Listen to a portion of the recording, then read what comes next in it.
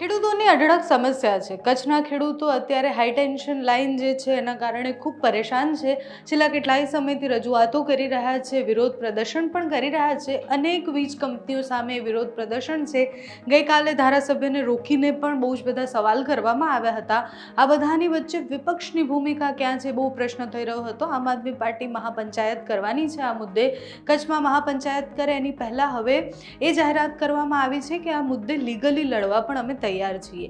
ખેડૂતોના ઊભા પાકમાં વળતર નથી આપવામાં આવતું, હાઈ ટેન્શન લાઇન તો નાખી દે છે કંપનીઓ, પણ એના પછી જે કરાર પતી જાય એના પછી ખેડૂતોને શું કરવાનું, આ અનેક પ્રશ્નો ખેડૂતો લઈને આમ આદમી પાર્ટી પાસે આવ્યા હતા। આ બધા જ પ્રશ્નોના જવાબ માટે એક હેલ્પલાઇન નંબર પણ જાહેર કરવામાં આવ્યો છે અને સાથે જ એમના જે લીગલ ટીમ જે સંભાળે છે એ પ્રણવ ઠક્કરે એક પ્રેસ કોન્ફરન્સ યોજી અને ખેડૂતોને આશ્વાસન આપતા એવું કહ્યું છે કે આ બધા જ મુદ્દે આપણે લીગલી પણ લડી લેવાનું છે। ક્યાંય પણ ખેડૂતોને જરૂર પડે તો અમારો આ ફોન નંબર છે એના ઉપર તમે ફોન કરી શકો છો। આગળ જતાં આમ આદમી પાર્ટી ત્યાં કાર્યક્રમ પણ કરશે, મહાપંચાયત પણ કરશે અને સાથે જ લીગલી લડવા માટે પણ તૈયાર છે। પ્રણવ ઠક્કરે પ્રેસ કોન્ફરન્સ કરી ત્યારે શું ખેડૂતોને કહ્યું, ખેડૂતોની સમસ્યાઓ કેટલી છે એ ગણાવતા શું કહ્યું તે સાંભળો। જય સંવિધાન, જય કિસાન। આજ રોજ આમ આદમી પાર્ટીની પ્રદેશ કાર્યાલયની ઓફિસે ખેડૂતોને મદદ કરવા માટે લીગલ ટીમ અને આમ આદમી પાર્ટીના સંજયભાઈ બાપટ અને પંકજભાઈ રાણસરિયા સાથે ખેડૂત આગેવાનો સાથે મીટિંગ કરવામાં આવી છે। ખેડૂતનો ઘણા બધા પ્રશ્નો છે, પણ એમાંનો એક અત્યારે મુખ્ય જે ચર્ચિત પ્રશ્ન છે એ એવો છે કે હાઈ ટેન્શન લાઇન પ્રસાર થાય છે અને એમાં એમને પૂરતું વળતર નથી મળતું અથવા તો એમની કોઈ ફરિયાદ સાંભળવામાં આવતા નથી। તો આ મુદ્દે હવે અમે આમ આદમી પાર્ટીની લીગલ ટીમ અમુક મુદ્દા તારવા છે કે જેના ઉપર અમે કાયદાકીય લડત લડીશું અને એના માટે એક મોટું સંમેલન પણ આગળની સમયમાં અમારી સંગઠનની ટીમ એ ખેડૂતોની સાથે રહી અને એક મોટું સંમેલનનું આયોજન કરશે। જેમાં મુખ્ય મુદ્દા એવા છે કે જે ઉભો પાક છે એમાં નુકસાનીનું વળતર આપતા નથી તો એ આપવું। જેવી રીતે શહેર વિસ્તારમાં તમે જોશો કે પોલની હાઈટ વધારે હોય છે અને એની વિડ્થ નાની હોય છે અને એની મજબૂતાઈ વધારે હોય છે, જેથી કરીને પોલ ઓછા નાખવા પડે છે। તો એ હાઈટ એ પ્રમાણે વધારો કરવામાં આવે અને મજબૂતાઈ એવી કરવામાં આવે, વિડ્થ નાની કરવામાં આવે, જેથી કરીને ખેડૂતોને જમીનને નુકસાન ઓછું થાય અને તાર કોઈ તૂટી જાય કે એવું કંઈ થવાની શક્યતા ઓછી રહે, જેથી કરીને ખેડૂતોને અથવા તો એમના પશુ પક્ષીઓને પ્રાણીઓને જાનહાનિ ઓછી થાય, એવી એક માંગણી કરવાની છે। બીજું કે જે કંઈ વળતર ચૂકવવામાં આવે છે તો એ લાઈન જાય છે એનો ઉપયોગ વાણિજ્ય રીતે કરવામાં આવે છે તો એનું વાણિજ્યની જંત્રી મુજબ અથવા તો વાણિજ્યના પરિપત્ર મુજબ એમને વળતર ચૂકવવું જોઈએ અને એના માટે જો જરૂર પડે તો માર્કેટમાંથી તમે ગવર્નમેન્ટ અપ્રુવડ વેલ્યુઅર હોય એનું વેલ્યુએશન લઈ અને પણ વળતરની ડિમાન્ડ તમે કરી શકો છો, તો એ પ્રમાણે પણ આગળ કાયદાકીય લડવાનું રહેશે। વળતર જે ચૂકવવામાં આવે છે એ વળતર માટે રાજ્ય સરકાર દ્વારા એક ટીમ નક્કી કરવામાં આવેલી છે, એના બદલે અત્યારે કલેક્ટર એને વળતર ડિસાઇડ કરે છે, જે કાયદેસર રીતે બંધારણ રીતે સાવ ખોટી વાત છે। એટલે રાજ્ય સરકાર એક કમિટી બનાવે, એમાં એક ખેડૂતની પણ ભાગીદારી હોય અને ખેડૂત દ્વારા અથવા તો એક કમિટી દ્વારા વળતરની કિંમત નક્કી કરવામાં આવે, એવી પણ આગળ જતા અમે લડાઈ લડવાના છીએ। બીજું કે જ્યારે પ્લાન પાસ થાય કે આટલા જગ્યાએથી આટલા ગામથી અને આવી રીતે હાઈ ટેન્શન લાઈન જશે તો એની પહેલા પ્લાન પાસ થયા એ પહેલા એ પ્લાનનું સંપૂર્ણ વિવરણ એ ખેડૂતોને કરવામાં આવે છે અને એમના કોઈ પણ વાંધા હોય તો એ વાંધાનું સોલ્યુશન લાવી અને આગળની પ્રક્રિયા કરવામાં આવે। અત્યારે થાય છે એવું કે રાજ્ય સરકાર દ્વારા અથવા તો કલેક્ટર દ્વારા એક નાની એવી જાહેરાત આપી દેવામાં આવે છે, જેમાં ઘણા બધા ખેડૂતો વાંચે છે અને નથી પણ વાંચતા, જેથી કરીને એવું થાય છે કે એમને ખબર જ હોતી નથી કે અમારી હાઈ ટેન્શન લાઈન નીકળે છે, તો એમના પોતાના સજેશન આપી નથી શકતા, જેના કારણે એમને ઘણું બધું નુકસાન થાય છે।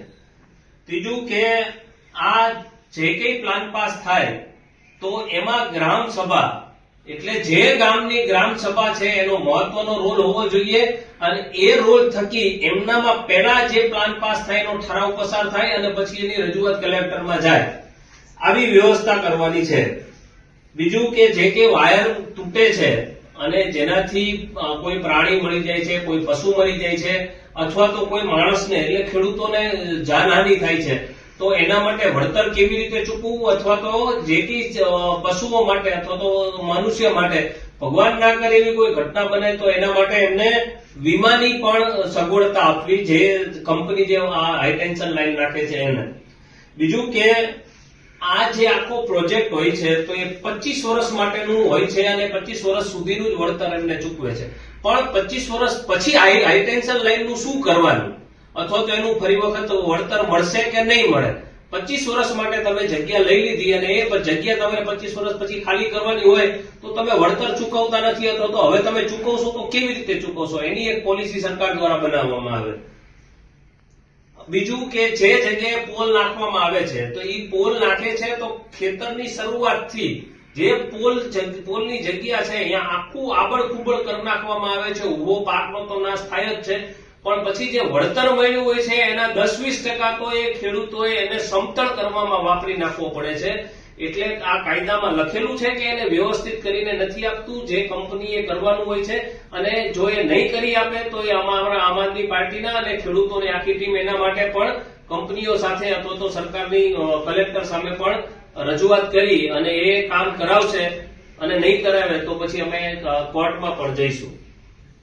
બીજું કે બાગાયતી વૃક્ષ છે એમાં 2021માં એવો પરિપત્ર આવ્યો હતો કે 0 થી 7 વર્ષ સુધી આટલું વળતર ચૂકવવું, પણ સરકારે એક એવી ગેમ કરી નાખી છે, એમાં હોય લખ્યું છે કે 7 વર્ષ, એટલે 0 થી 7 નહીં, જો તમારું વૃક્ષ 7 વર્ષનું થયું હોય તો જ તમને વળતર મળે.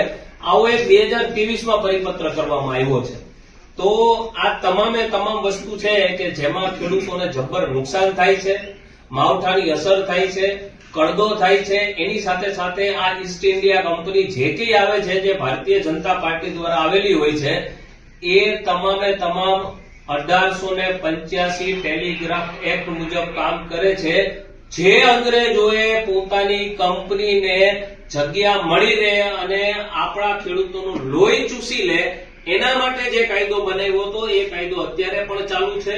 તો એવી પણ અમારી માંગણી કરવાની છે કે આ ટેલિગ્રાફ એક્ટને બદલી અને નવો કાયદો લાવે સરકાર, કેન્દ્ર સરકાર, જેથી કરીને ખેડૂતોના હિતમાં કામ થાય. બસ આટલી રજૂઆત હતી અમારી. અને આવનારા સમયમાં અમે હવે નજીકના ભવિષ્યમાં એક મોટું સંમેલન કરવાના છીએ અને સંમેલન કરી અને દરેકે દરેક ખેડૂતોને આ બાબતે અમે જાગૃત કરશું. અને આ પાછળ જે ઉભેલા છે એ ખેડૂતોના આગેવાન છે, તમામ ગામો ગામથી આવેલા છે. તો અમારી એક નમ્ર નિવેદન છે કે જે ખેડૂતને કંઈ પણ આ હાઈટેન્શન લાઈન બાબતે પ્રશ્ન હોય તો આ આમ આદમી પાર્ટીનો હેલ્પલાઇન નંબર છે. તો આ હેલ્પલાઇન નંબર તમારે ખાસ જુઓ, અને એમાં લખેલું છે 9109481896. આ નંબર ઉપર સંપર્ક કરશો તો ગુજરાતની અંદર ક્યાંય પણ કંઈ પણ હાઈટેન્શન લાઈનને લઈ અને ખેડૂતોને પ્રશ્ન હશે તો સંગઠનની ટીમ અને સાથે સાથે લીગલની ટીમ પણ આમાં સામેલ રહેશે. હવે આ અત્યારે હાઈટેન્શન લાઈન જે જિલ્લામાં થઈ રહ્યા છે એવા જિલ્લા છે કચ્છ, બનાસકાંઠા, પાટણ, મહેસાણા, મોરબી, સુરેન્દ્રનગર, અમદાવાદ, ખેડા, આણંદ, વડોદરા, ભરૂચ, સુરત અને નવસારી. આ મારા ધ્યાનમાં 13 છે, કદાચ આના સિવાય આઈ થિંક જામનગર ને જામખંભાળિયા પણ છે. તો આ તમામ જિલ્લાના ખેડૂતોને, આગેવાનોને મારી વિનંતી છે કે આમ આદમી પાર્ટીનો સંપર્ક કરે અને આપણે જે સંમેલન કરવા માટે જઈ રહ્યા છીએ વધુમાં વધુ ખેડૂતો આવે. અને અમારી એવી ઈચ્છા છે કે આખા ગુજરાતમાંથી મેક્સિમમ પિટિશન ફાઇલ થાય હાઈકોર્ટની અંદર, જેથી કરીને અમે સરકારને અને જ્યુડિશરી સિસ્ટમને અને મીડિયાને અમે કહેવા માંગીએ છીએ કે આટલી વસ્તુની અંદર ખેડૂતોને આટલું નુકસાન જાય છે તો સરકાર આના ઉપર ધ્યાન આપે, જ્યુડિશરી સિસ્ટમ ધ્યાન આપે અને મીડિયા ધ્યાન આપે. જય હિન્દ, જય સંવિધાન.